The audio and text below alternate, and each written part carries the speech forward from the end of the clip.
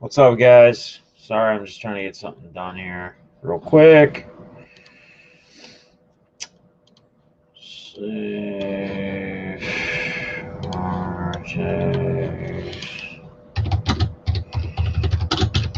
If anybody wants to come in, man, I don't.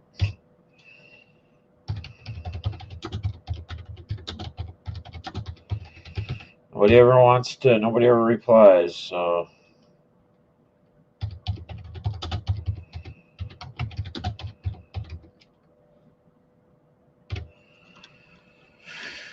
Alright. Just share this quick. SRV, what up? Jim, Toledo Drew, what up? Pittsburgh, Alex B, Jim F. Give me 1 second here. Always got to go and edit crap. Alright, let's share this out because StreamYard probably won't do it. Alright.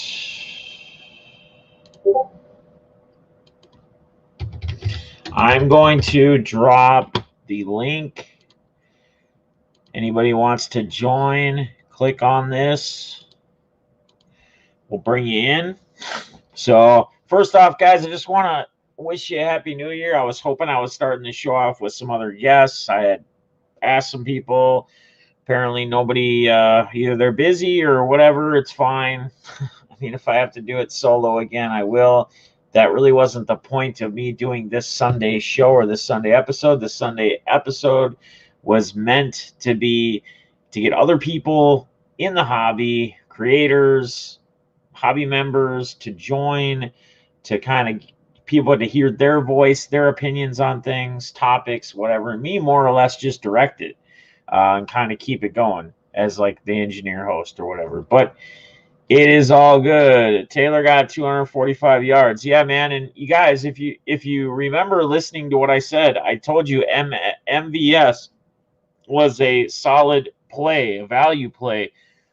He shouldn't have dropped that other pass, but he already has a 72-yard TD pass at under 5% ownership. So I'm sitting pretty good for the last week of NFL. You guys should be too off of kind of who I said. Obviously, Lamar Jackson was a slam dunk, but that was pretty obvious for most people. Jonathan Taylor, yes, beasted, had like 100 yards first drive. Looks like Derrick Henry is probably going into beast mode now. He's trending. I'm not sure what he's done, but he's determined to get to the 2K for sure. He just broke a big one. Half an hour ago or so, or close. He almost scored a touchdown. To rush for 2,000 yards so he officially rushes for 2,000 yards in a season. We could probably start with this as a topic for the new year in 2021. So is Derrick Henry going to finally get hobby love as our hobby has shifted so much into player performance, either weekly, game, or season, right? So again, he gets 2,000 yards rushing, is the rushing king. Is he going to get more hobby love? Are we going to see his prices increase besides just his the Tiger's hat back on? It's on the shelf, man. I already wore it for video. I can't wear it every show. I got to change things up. So, hey, Clint, just got your package. Wowzers, love it. Thanks, buddy. Awesome. You also like Marvin Jones? Yeah, I love Marvin Jones today, man.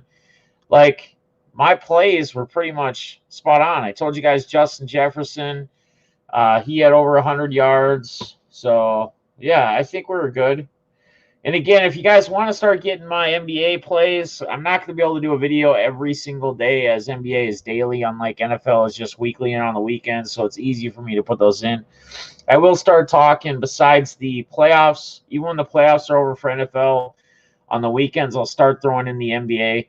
The problem is with the NBA, it's so early and so much stuff changes, like with players that are going to be in, now they're out, 5 hours later. We do it at 9 a.m. So it's a little difficult. But if you guys are in the Discord or you join the Discord, so the link is down below, I do have a DFS section in the Discord, and I have been posting. I haven't posted. There was a couple days throughout this weekend just because I was busy with a lot going on. But I post in there as often as I can. So let's go Green Bay. Just another collector. What's up, man? Welcome. I've been grabbing a few Henrys here and there because I've known he's a beast. Yeah, I mean, and it's not a secret, right? Or it's not a surprise, but it's just so interesting. We've talked about this a little bit before about how interesting, like, NFL is so different to, say, baseball, right? Baseball positional players get the hobby love as pitchers don't. In NFL, it seems like quarterbacks are the ones that really get the love, and they would be kind of like your pitcher per se, but they get more of the hobby love than your positional offensive players like your running backs and your receivers. Not saying there isn't any love, but they don't get the type of respect or love in the hobby that they should. I mean, Derrick Henry, he should be like his rookie cards at least should be outselling some of these rookie quarterbacks that are in the top tier. He's already proven himself, right? We probably can't say he's quite at a Hall of Fame status yet because he hasn't been in the league long enough. But if he continues on any kind of semi-star track like he is, he'll be in the Hall of Fame when his career's over. If he doesn't have a bad injury that, like, a career-ending injury, in the next year or two. So, Clint, we talked about that. Was where is Tua going to be a bust, or is it just going to take him more time than other rookies? Seems like he takes a lot of sacks. Yeah, that's kind of a problem. Finally woke up with 34 yards or 34 points, or Lockett. Yeah, and I was on DK Metcalf, but I told you either guy was okay, right? Because they're fighting for their lives this week. So Russell Wilson, I wasn't the highest on him. I didn't mention him. But yeah, Lockett came through, and I don't know what DK did. I didn't even really pay attention. I didn't have much DK on him. That last Marvin Jones touchdown, though, really screwed me in some bigger money, but in the early slate. But it is what it is. It's all good.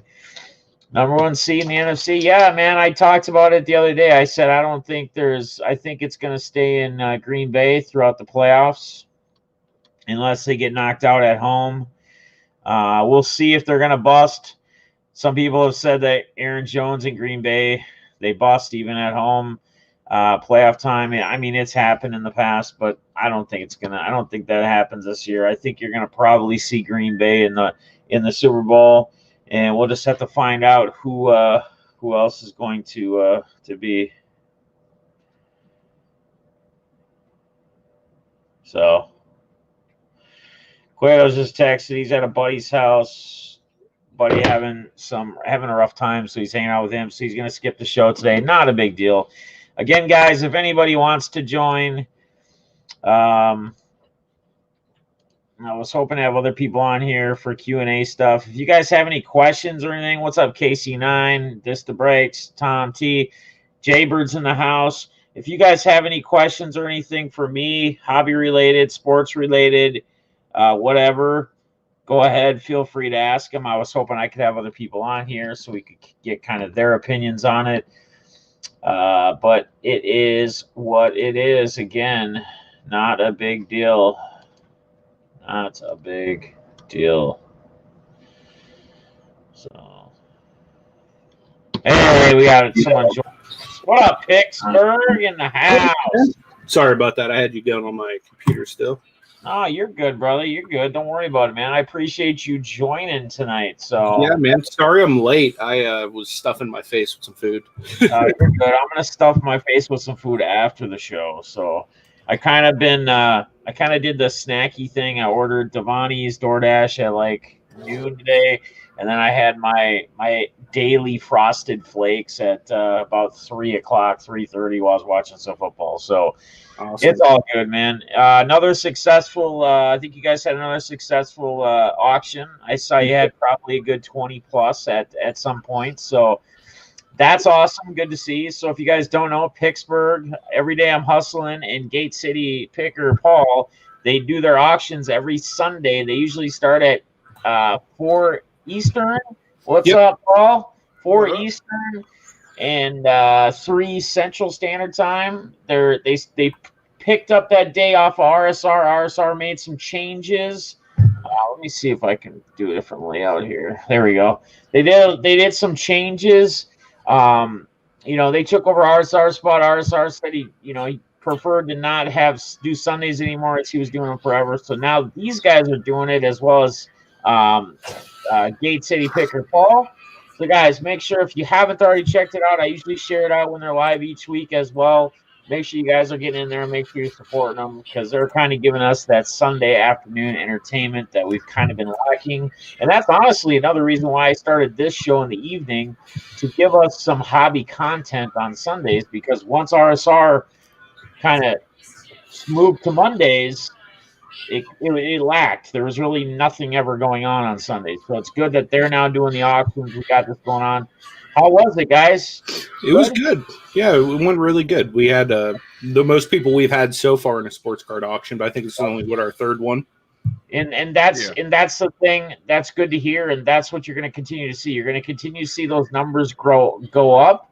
And you got to take into account, which I told you guys I think last week or the week before. You were doing these in the holiday. You still have the Christmases, even though it's on Sunday. People were doing family gatherings. There's a lot of things going on. I saw a lot of people doing messages. Hey, I'm going to our last family event on a Sunday, whatever afternoon. So things are going to start to slow down again. We roll into 2021. Just continue to stay consistent with it. And this is what shows improves consistency. Whether you're doing auctions, you're doing content, whatever it is you're doing, stay consistent with it. And people start to get built in. It's like a routine, right? It's like a schedule. It's like a work schedule that we have ourselves. We know we have to get up Monday morning. If we work at 8 or 9, we have to be up and be to work at 8. They're going to show up and they're going to get there.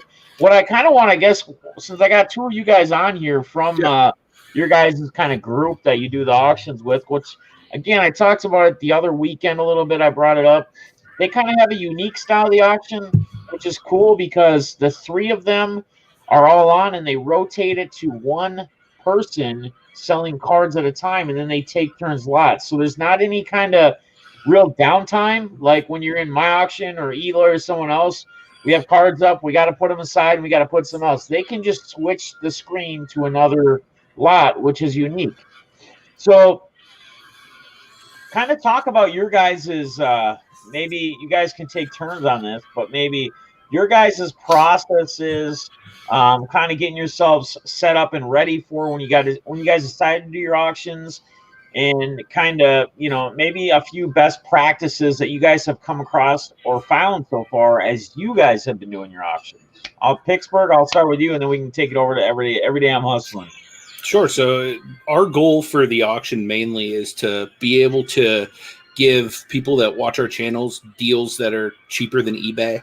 And, because one of the big things for me in bolstering my personal collection was finding your channel and finding everybody that does these auctions and really being able to pick up a lot more stuff because of the awesome deals that are available. So we kind of just wanted to pass that along, the ability to pass along, because, I try to rip as much as I can. And there's really only like 3 or 4 teams that I PC, and a lot of the other stuff, it's like, not really, my thing. So I like to help everybody else out getting good deals as well.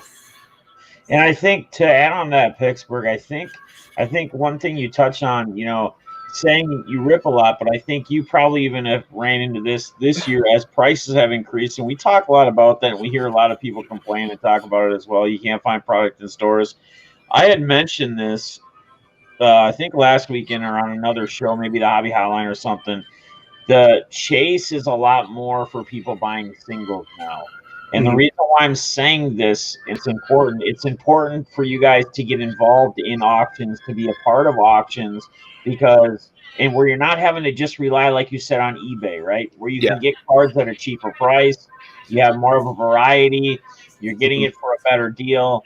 You don't have the ability to spend your money as much on wax or ripping packs or boxes because you can't find the product. So go after guys you PC, go after players you collect, and an auction or something like that gives you that option, gives you that availability, that variety, if you will, to really chase after that stuff. Every day I'm hustling. How about you, brother? Honestly, like like with the packs and stuff like you're talking about, it's a good thing and it's a bad thing. It's a bad thing Right. for a lot of people in the hobby just because it's impossible to find. But the thing that's great about it, the cards are in it are awesome. They're valuable, so it's a give and take, you know what I mean? So you just got to do the best you can with the cards you're dealt, as crazy as that sounds, because just like you were saying, like I snipe cards on eBay, for my PC or and stuff like that. If Pittsburgh finds product, because I never find it ever. I don't know if I just have a bad area or whatever, but he's more in the city, so he has a little more access to stuff versus me. Sometimes he'll be like, hey, I got some Prism or I got some Select or, whatever. And, he'll offer it out to me to open. So it's just fun to do the auctions, to talk to other collectors and people that do the same thing as we do.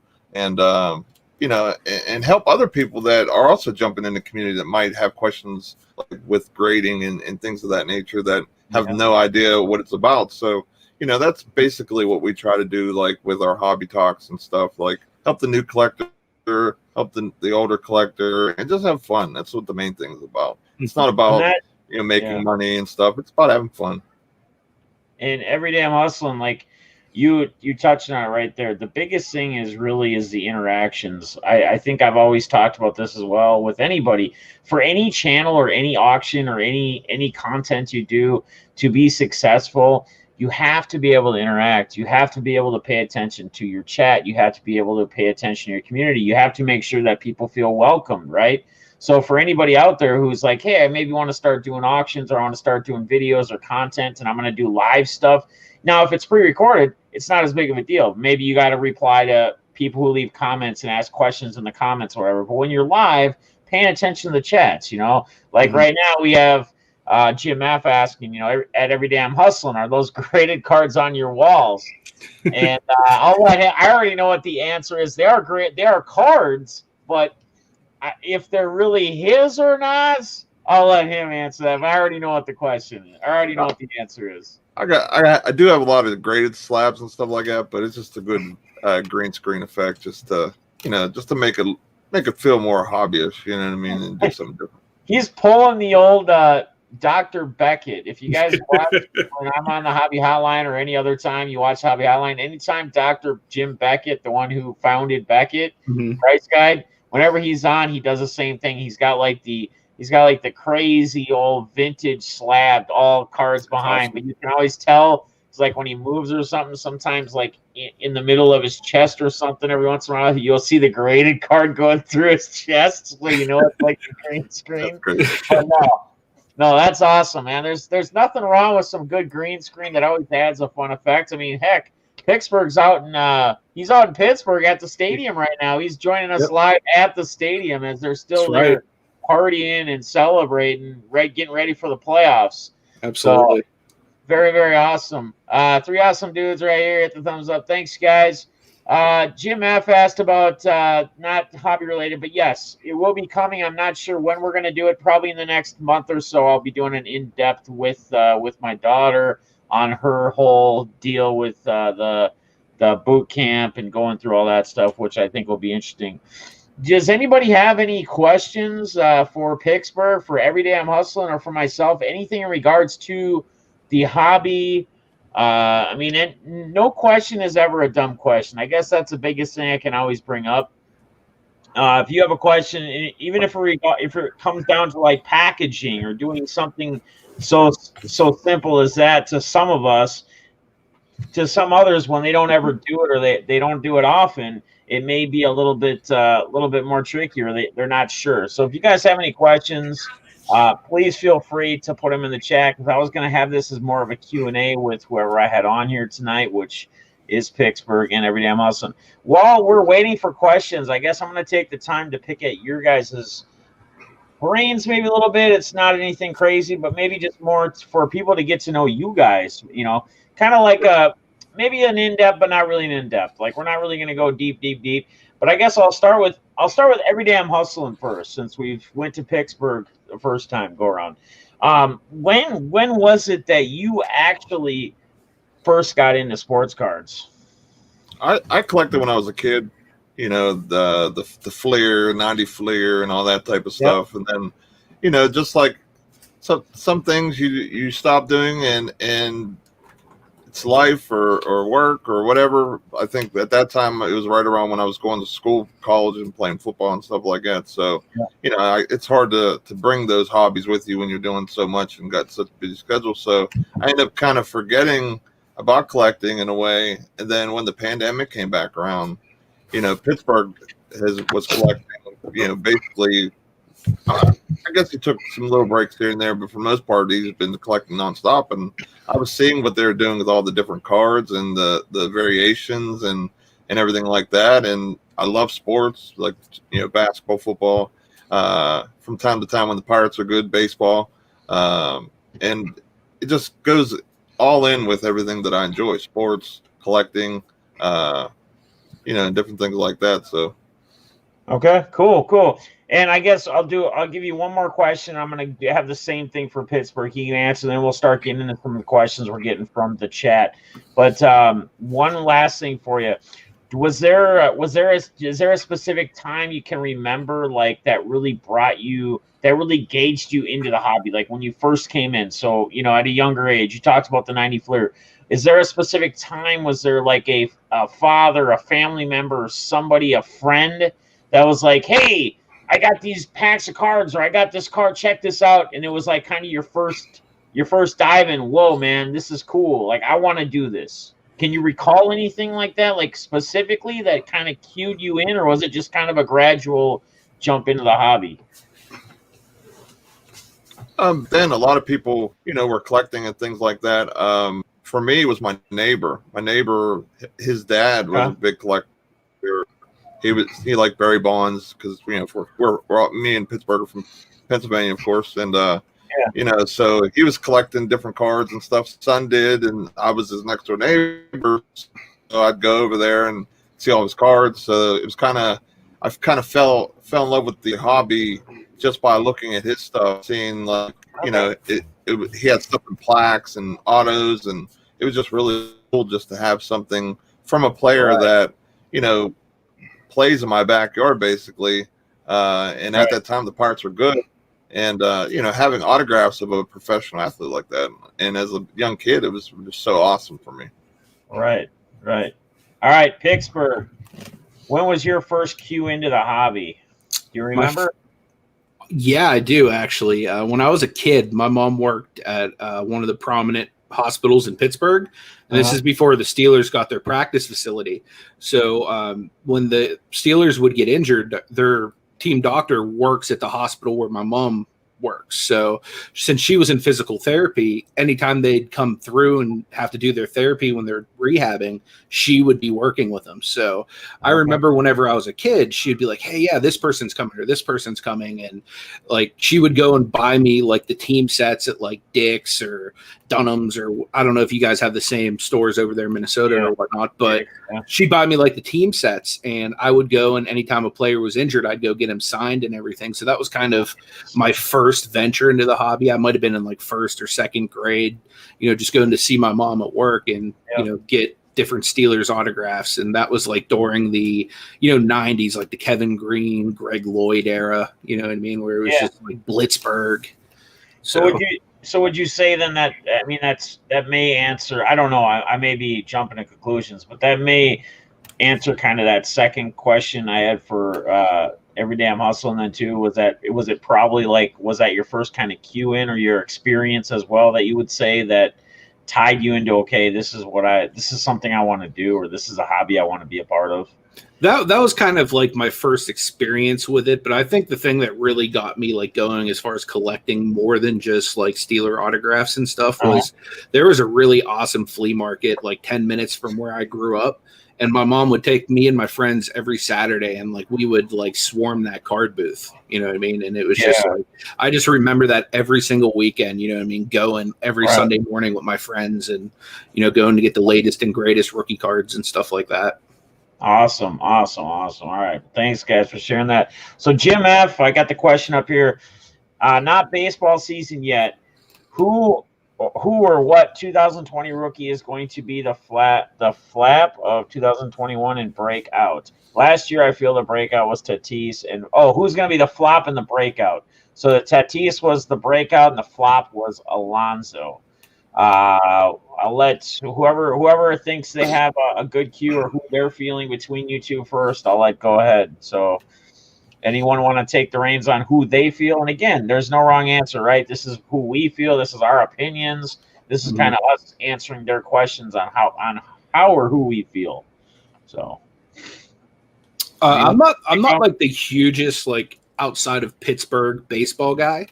But I've seen a lot of Lux out there in LA, and I think he's going to pan out pretty good. Gavin Lux? Yeah. But like, I don't watch a whole lot of like prospects or minors or anything like that. I basically stick to the Buccos, and that's pretty much my baseball expertise. Yeah, I'd probably say the same thing. I like Gavin Lux. I was actually somebody who's actually in the chat room about a Gavin Lux through Discord and trying to work out a deal and something for it. So I'm trying to collect a little more baseball which is interesting because we got LC Ryan, a good buddy of the hobby, saying Lorenzo and Lux will be flops or not stars. So interesting take. We got different perspectives, and that's the beauty of the hobby and everybody having different opinions. Alex B says Ryan Mountcastle, and that might be one guy that might be at the top of my list for the Orioles. And again, you guys don't probably follow baseball as much, so the span as you're getting into it more and figuring out players. I mean, there's so many prospects out there, but Ryan Mountcastle might be at the top of the list. As far as a flop for me, let's see. I'm trying to think of who the top guys that kind of came out this year and trying to decide who would be a flop, in my opinion, next season. That's tough. Let me think on that, and let me get back to you on that. Let's get to this next question. Jim, I'll get back to your question here. Yeah, Robert and Ariza, as long as he gets things straightened out with that whole gun charge or whatever, the kidnapping thing he had with his daughter. Did you guys hear about that? Randy Arizna, the Rays prospect, the guy that kept smashing the home runs in the playoffs at the end of the season in the playoffs. And then there was some kidnapping thing he was involved in with his own daughter. Like he kidnapped her from the mother. And so I don't really know where that's left off. Hopefully he gets that figured out. Maybe, like I said before, when people were bringing it up when it first happened, I'm like, guys, we don't know the whole story. We know what we're being told by the media. Maybe a lot more involved in it. He might have actually been trying to save his daughter because he had found out something or knew something. Maybe she was more in danger with her mother, and he just did what he had to do as being a father. You never know. We don't know the whole story. We never do until, it's all finalized and they get through all the details. So let's get to the next question. Eric's Hobbies and Games, welcome. Appreciate you coming in here and appreciate you popping a question up. Hey, guys, question for someone who just started the last couple of months last year. What is the best way to find retail boxes if you don't know restock days? Is it almost better to get from eBay? I would say don't get from eBay if you can afford not to, just because, I mean, you're already basically like, this is a lottery ticket. And then like, you're really It's like you're trying to scratch a $20 ticket, but it's a $2 ticket. You know what I mean? Exactly. So like, I wouldn't necessarily suggest buying them off eBay, but best thing to do is if you have like a local Walmart or Target, check with their service desk, because I'm able to get small amounts of product because the two Walmarts closest to me hold it at the service desk, and they only let people buy 2 of each product. That's good, and I hope more and more stores go that route. Mm-hmm. Every day I'm hustling. You got anything to add on to what he asked about? If you don't know the restock days, you can't find it in the retail stores. Another approach or way. Honestly, like for me, getting under product, I would either have to buy it on eBay or I would literally have to figure out those days or what's going on in my local store, because I don't know if every store is different or what the case is, but I go usually the same time. A lot of people, say, hey, check this day or whatever, and I never see any cards. So I typically snipe singles. That's basically like 90% of my collection is mostly singles. I want to rip more packs. I just can't. Can't find it like everybody else. Yeah. For the right price. So Right. I'll add on to this, guys. I actually mentioned this Saturday when I was on the Hobby Hotline with those guys over there on that channel. One other thing, besides being very active in social media, so, following as many people as you can in the hobby on Twitter, on Instagram, on Facebook, wherever you are, I can tell you that I have come across great deals, not paying much of a difference in price sometimes on Twitter. Now you see it complete opposite too. You'll see people post on Twitter. So I'm not saying everybody on Twitter is posting it for a great deal or just about that price. That's not what I'm saying. What I'm saying is you will come across it at times. You will come across it when guys will get their hands on a whole boatload and they go, hey, I want to do something cool for some people. I got 4 of these blasters available basically at the price plus tax or whatever, $21 or $22 a blaster. You can buy one. I got 4. The first 4 people to claim them, get them. And yeah, they go fast. I get that. But here's a couple others. So always make sure you're following people on social media. Not only that, but you're getting all the best insight and stuff as you can from a lot of different people from a lot of different places. I've learned a lot in this hobby. I've met a lot of cool people by following people and getting to know more and more people and getting in people's streams and channels and interacting with them. Like I always say, the interaction's the biggest part. If you interact when you're in streams with people, you are going to gain stuff. You are going to gain friendships. You are going to gain knowledge. It's easy. Try to pick up as much as you can from each and every person that you listen to, you follow, you watch, whatever it may be. Now, here's a couple other things. StockX. Now that they've gotten into the game, I'm not saying this to get at a retail price, but a lot of times when like Prism football blasters were going for an $80 to $100 price when they first came out, I want to say that StockX, you could buy some because they're very competitive in the pricing. You could find sellers because they're trying to move them over another seller, kind of like an eBay thing, but it's a little bit more competitive per the sellers. I think you can get some for around $55, which is still high. I'm not saying that's retail price. And here's my last cue. And you can gain these links from following people on Twitter and on Instagram, wherever else. Checking Target online and checking Walmart online. They have, when stuff's available, like NBA Hoops mega boxes, they'll post it. Try checking like a week, 4 days, 3 days before it's supposed to release. They'll have it on there. It'll eventually sell out, but that's another angle to try to take. That's another angle. Have them shipped to you, right? Have the product shipped to you.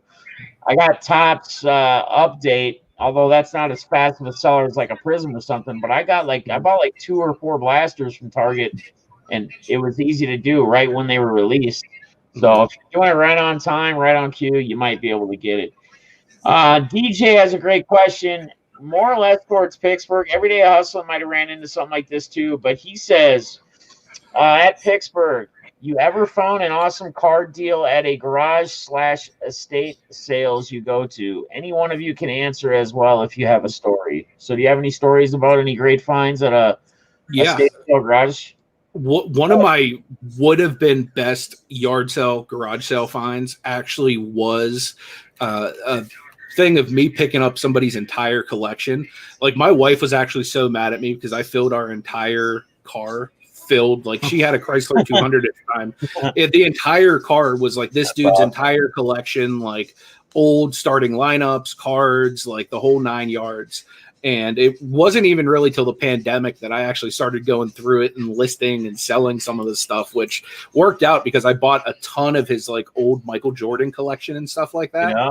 Nothing graded, but they were all in like good enough condition to, sell raw and stuff like that. And right around the time like The Last Stand came out, I was just like Jordan. It's like blowing out the door. But yeah, I mean, I've gotten tons of good stuff at like garage sales and stuff like that. You'd be surprised the stuff people put out that they don't even value. Other places are flea markets. I do pretty good with cards too. I'll find people that have like a lot of like 90s cards or like early 2000s and they just don't really know what they have. Yeah. You know what I mean? Like Hall of Fame rookie cards and stuff like that you can get for $1. I was just showing Nate last time I went to the flea market. I bought a whole stack of Paul Pierce Topps rookie cards for $1 a piece. Yeah. Wow. And, like if even any of those 10, that's going to be a huge like come up. Right. Absolutely. Yeah. I mean, I've had great, when they did have the flea markets going, now those are gone until whatever we can start getting our normal lives back together. But, yeah, flea markets are great finds. That's another thing that some people don't really think about, even though you'll probably see a lot of videos if you search YouTube with cards and going to flea markets and stuff. But if people aren't searching there, they don't come across it. That's another great place where you'd be surprised at what you find. Sometimes you're going to see stuff overpriced. It's just like every seller is different, right? Some sellers are pricing stuff to move, and some sellers are, hey, I got this 1987 Topps Mark McGwire rookie card, and I'm selling it for $20. Like, yeah, okay, dude, no. It's Mark McGwire's rookie card. Yeah, well, it's not worth anywhere near that, but thanks. You just got to be smart what you do. And a lot of times, too, you got to make offers with people. When you go to places like flea market and stuff, make offers. If you get a stack together cards, just put a stack together and go, hey, if it's $30, say, hey, you take 15 or 20 for all these. Because a lot of times they're going to move it anyway, unless they're just not trying to move stuff. So go ahead. I was going to say the best thing to do in a situation like that too is look for the people that look like they're not experienced vendors at the flea market, because those are the people that are they just want to empty out their house. You know what I mean? They want to clean out their basement. They don't want to stuff anything back into their card when they leave. So you can typically, if you find people like that selling cards, that's where you can find the really, really good deals, because you can even get like at the local flea market I sell at during the summertime. Yeah. One of the guys who owns an LCS in Pittsburgh actually goes out there and sells, and he still gives great deals, like, half off of basically store prices and stuff like that. He'll take stuff out to the flea market when he just wants to liquidate it. So you can still get great deals, but, even more so on those people that are just there trying to make a few bucks, clean out their house. Exactly. Yeah. Tim L says another good way to get retail at your Walmarts, the Walmart app. So yeah, kind of like Walmart.com or Target.com, but using the Walmart app, and you can also do store, pick up in store. Now you got to be careful. Sometimes when you're searching these websites or you're doing that, I've actually come across where I've searched like 2017 or 18 Optic football, and it'll be like they have a Optic football mega box at Inver Grove Heights, like Walmart, which is 10 miles from here, but it's like in pickup store only. Dang well the inventory's off. If you go there, they're not going to have that 2018 Optic mega box football box for the $39.99 or whatever it is, and they're not even going to have it. Their inventory is somewhat off, or it's going to direct you towards Toy Wiz as a reseller or somebody else who's actually selling all that stuff for jacked up prices, like you would just be buying it over on eBay or wherever else. So just be careful as well when you're doing that. Clint A says, I just want to say I feel like Juan Moncada is going to be breaking necks this year. Speaking on White Sox, I think another guy that I think continues to play very, very well, besides the Robert hype, is Eloy Jimenez. Like, the guy just doesn't get enough love for what he does. He was outperforming Robert and all those guys, and I know he wasn't his rookie year, right? It was his second or third season in.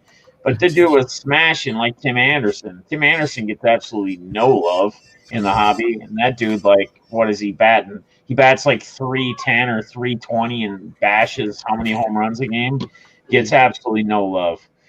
So it's crazy to see like the other sports because like I've always been a primary basketball collector just because like it bothers me how like everything's so skewed to like quarterbacks and stuff in football and stuff like that. And like all the players that I really love, because I'm a big dude, I love linemen. Like not one lineman is expensive. You know what I mean? You could have like a Orlando Pace rookie card and like no one wants that. You know what I mean? Like so like I get a little salty with it, you know, just with the market sometimes in that regard. But I mainly collect basketball and stuff just because it's like the love the hobby shows to like. I was just telling Nate I sold a Colin Sexton Gem Mint 10 for $300 last night.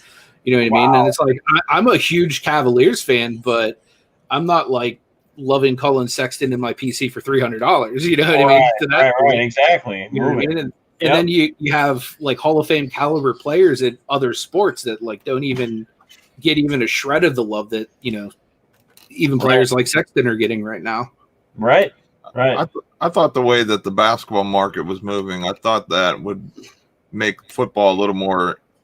I knew it wouldn't be even, but you know what I mean. Like I figured it'd be a little more widespread, like with the value, like Pittsburgh was saying, like maybe not the linemen, but like receivers. You know, those rookie running backs that are actually really performing, being worth some decent value or whatever. Yeah, I was kind of shocked that it didn't translate that way, but right. You know, Isn't it crazy? Isn't it crazy? Dude, I was talking about this like I think when I first got on here, and because I brought up that Derrick Henry rushed for over 2K yards. He's a rushing king again. Is he actually going to get a hobby love? I mean, I know his rookie cards sell for decent if it's a prism, whatever. But whose rookie card doesn't sell good in football if it's a prism or something? I'm talking like any other rookie cards of his. So quarterbacks, like you brought up, Pittsburgh. Quarterbacks are like what they control value or they pay the most up for, right? So that's what kind of keeps the market going with football. The receivers and the running backs don't get enough love if they're good, right? The Jonathan Taylors, the Derrick Henrys, you know, Dalvin Cooks, whoever, right? I'm probably missing a bunch of guys. Dave Montgomery's blowing up now, dude. He's being an absolute stud for Chicago.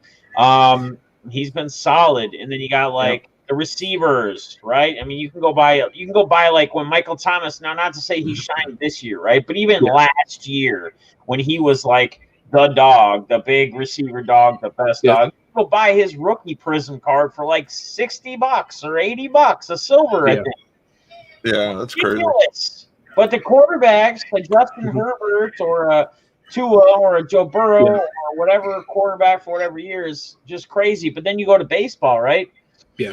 And you would think pitchers, as they're kind of like a quarterback, if you kind of translate it to sports, pitchers get no love, man. I give pitchers crap all the time in the hobby. If you're in any of the streams that I'm in where breakers are breaking, like BITD, whatever, I'm like, oh, another pitcher. Pulling out another pitcher. Well, that's worth nothing, you know. But it was a first-round pitcher in the third pick overall. Doesn't matter. He's not going to be worth anything. Like people don't get excited about pitchers. Therefore, people don't go crazy and go after them.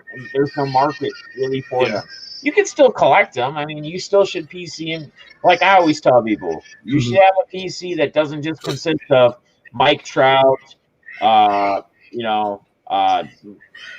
for Justin Herbert. I'm just trying to pick like top guys. Luka Doncic. Like if your PC list is just like top tier guys, unless you have a lot of money, you have a great job, or have a lot of money saved up, or you can sell a lot of products to consist, you won't have a very huge PC of those players. You need to intermix players that you like, that you have a connection to, whether it's hometown city, from wherever. Like Tyler Johnson's a guy in football that I love, like U of M guy, Minnesota guy, playing on the Bucks now. I can pick up his cards all day for next to nothing. I picked up the Tyler Johnson Prism Silver, I think, for like $15 or $10, and I'll buy those all day. I'm trying to work on his rainbow of his rookies. I'll probably get the whole rainbow. The 101 will cost me a little bit. The 205 will cost me a little bit. Yeah, just that's what it is. But if in retrospect to any other player, like a quarterback or something, it's going to be dimes, versus hundreds to the other a quarterback or a top tier receiver. Did Gate City Picker get lost in Nathan's beard? Yeah, I probably. think there's a lot that gets lost in his beard. Right? Oh, come out. Yeah, so Alex B, we actually touched on this on the Hobby Hotline on yesterday morning.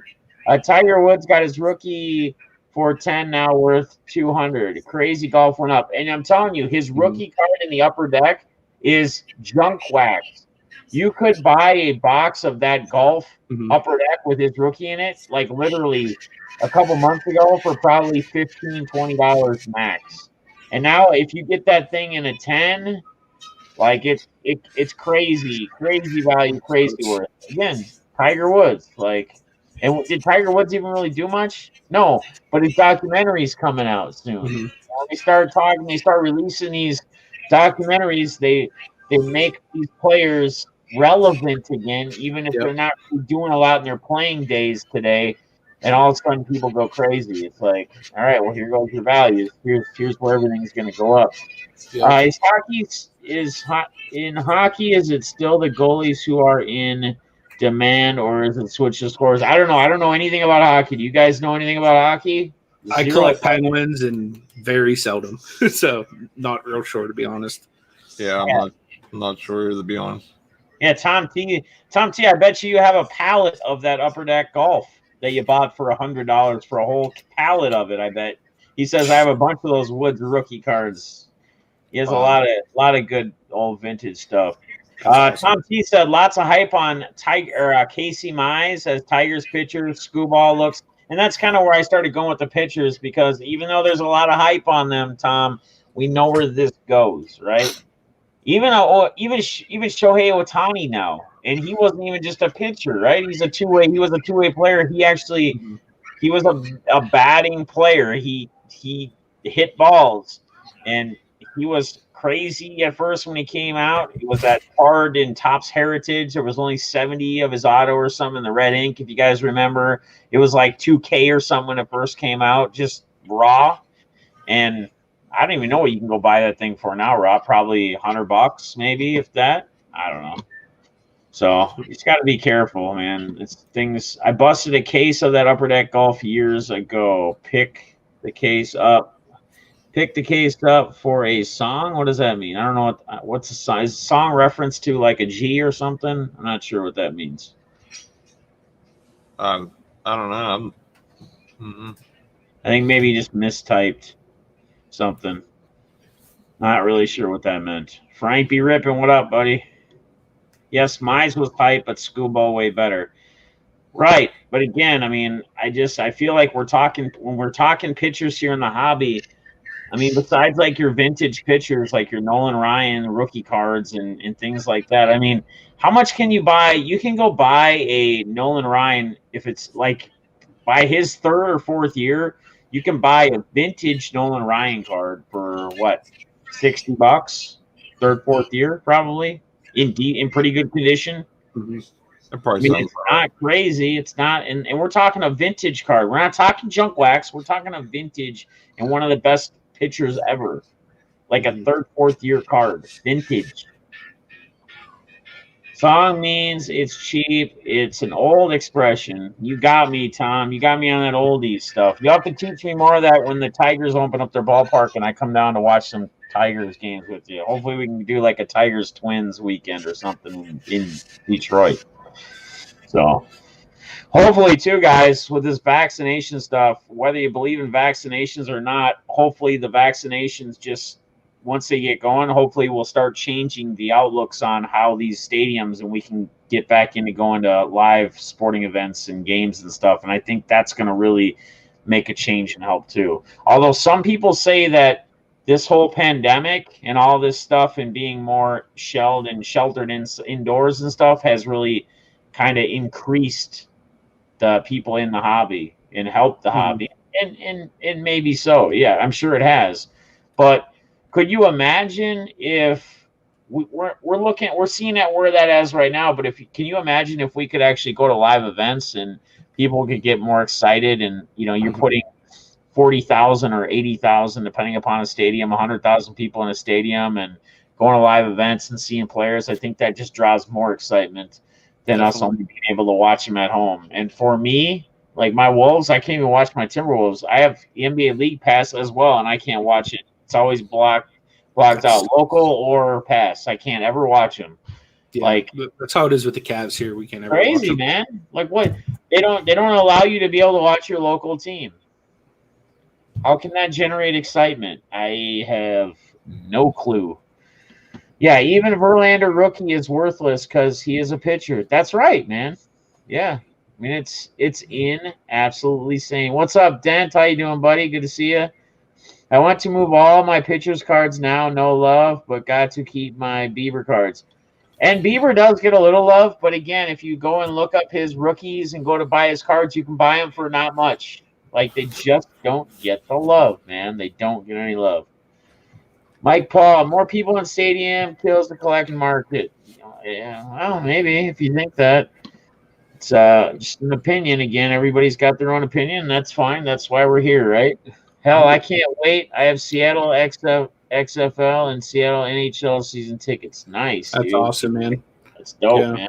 I was gonna say I got a 5-game pass before the pandemic went, before it hit for the Cavaliers for this season that's going right now.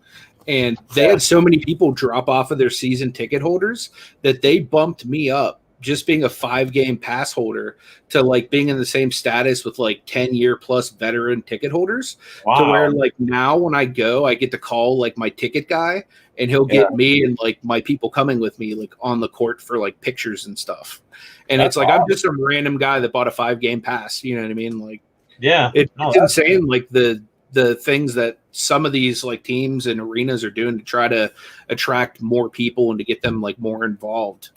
Right. No, that's awesome, man. That's super awesome. One thing I'm pumped about is just going to a sports card auction. I'm not auction, but a event, a show. Yeah, I haven't been to one of those since I was really young. I used to play Magic the Gathering, and I went to a card show, and that was awesome back then. Think how would it be now? Like people ripping packs and just trading, and right, it'd be so awesome. Like a national, You know how awesome a national. Like if they have a national this coming year, which a lot of people think they will, it'll be in Chicago more than likely. How awesome that's going to be, man! Like, and just another way to generate a ton of excitement in the hobby again. I mean, meetups, everybody wanting to get together. You hear talking all the time, no matter where you're at, what stream you're in, or whose stream you're at. It's, man, I hope they're having a national this year. I hope this is going to happen. I hope it's going to take place. And again, we touched on this as well, like yesterday on the Hobby Hotline with Dr. Beckett and Val and them. As we all feel they're going to, you're probably not going to have as a wide variety of, say, autographed, like the autograph area where they used to just pack in players doing autographs. You could sign up for things, which is fine. They have they minimize that. Guys, if we can just get a national back where we can all get together, that's awesome. And we were even talking about, if something else doesn't happen, if they open up Vegas again at some point, trying to plan out ahead of time, like a 6-month or 5-month at least, and say, hey guys, we're planning to get together in Vegas, trying to get as many collectors together as possible on this date, and kind of get our own thing going. That would be awesome, man. We're actually heading out there in March. It's like been on my mom's bucket list to go there for like ever. So for Christmas, me and my wife like bought a vacation package to take her there in March. All right. Casinos and travel, they're closed in Vegas right now. But if they open up, my casinos are open here.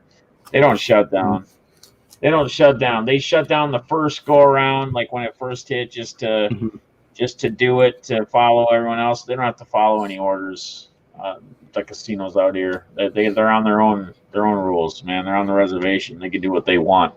So, and I'm happy for it because then I have somewhere to go. Even though I've been losing a lot of money lately, but it's all good. It is what it is. It'll all come back sometime.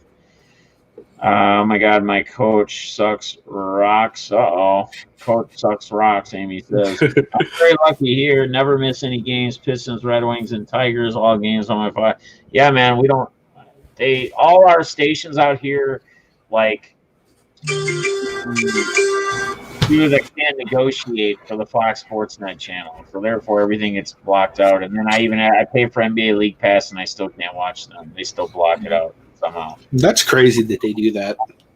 It is. It absolutely sucks. MLB Network blacks out Reds, Indians, and Pirates here every game. Dude, yeah, it's like it makes it hard for fans to be fans if they can't watch their teams, right? Yeah, that's like the whole point of the league pass is to be able to follow your team. Like for me, at least, since my team isn't like in Pittsburgh. Right. Exactly. No clock management. What's up, Shaq Rat? How you doing, buddy? Good evening, man. Good to see you in here. So, well, heck, we've almost been on an hour. Anybody else got any questions? I think we can probably about wrap it up. I can let these guys get on to whatever else they got to do for the night. What game do we got on tonight? We got the Redskins and who? Eagles? Little Jalen Hurts action tonight. Little Washington Redskins, and we got a bunch of NBA games going on as well. Looks like Kyrie is tearing it up. The Brooklyn Washington game's tied up. He's got 48 fantasy points, and there's still 9 minutes in the fourth left. Let's go. So, you guys have any other questions for Pittsburgh, Everyday I'm Hustling, or myself? Otherwise, we'll probably wrap it up. We try to go around an hour, and it's been just about an hour. So, I want to thank both you guys for hopping on. Thank you for having us, man. I appreciate the opportunity to just come hang out and you guys shoot the break. Because it was they're gonna have to look at my ugly face again. I probably would have ended it early because I'd have been like, okay, well, it's just me talking. That's not what this episode's supposed. These shows are supposed to be about. It's supposed to be about you guys and whoever joins us. So again, guys, these guys, Pittsburgh, Everyday I'm Hustling. Make sure you guys are subscribed to them. Gate City Picker as well as part of their trio. They do auctions every Sunday at 4 Eastern, 3 p.m. Central Standard Time. They've been doing them. This is like their third week now. It's getting better and better. We're getting more and more people in there. They have a wide variety of stuff, guys. I mean, you're getting it from 3 different people, and you would think maybe it could be confusing. It's not at all. It's very organized. It's one screen at a time per person. They rotate it. You know kind of what you're bidding on. They have slabs. They have all sports. I mean, so you're getting more than just that one person selling stuff, which is fine, which is great. I mean, I do it. Eloy does it. You know, we all do it.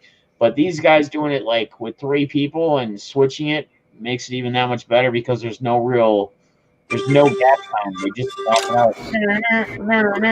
Sorry, it's fantasy. Chris Berman's about to give us the fastest 60 seconds in sport, right? Yep.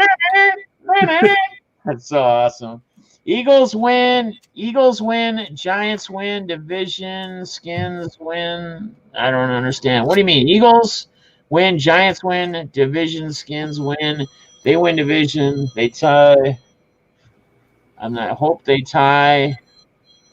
Then I don't know what you're saying, Fester. I'm lost, brother. I'm lost. All right, guys. Since I didn't get the Herbert, can I get the Braves? Pat, you're winning. I'm winning. What up, YT? One time, do the parlay. One time. All right, guys. I appreciate it. If you guys could leave a like. See you guys next time. Pittsburgh, every day I'm hustling. Every day I'm hustling. It's been a pleasure, my guys.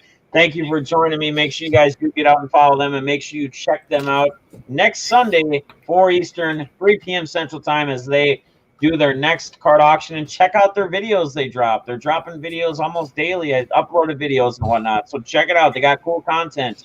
Until next time, guys, we will see you soon. Love ya. Later. Everybody. See you guys. Peace.